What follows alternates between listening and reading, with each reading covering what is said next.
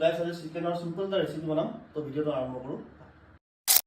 প্ৰথমতে কেৰাহীটো পাতি দিলোঁ তাৰপিছত মই অলপ সৰিয়হৰ তেল দি দিলোঁ তো গোটেইখিনি মই পিঁয়াজ আৰু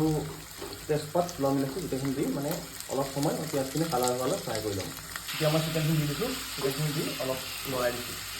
তো ইয়াতে মই কাটি থোৱা আদা নহৰু পেষ্টখিনি দি দিছোঁ ইয়াতে মই মছলাখিনি গোটেইখিনি দিলোঁ মছলা মানে কি আৰু নিমখ দিলোঁ জিৰা ধনিয়া পাউডাৰ তাৰপিছত হালধি আৰু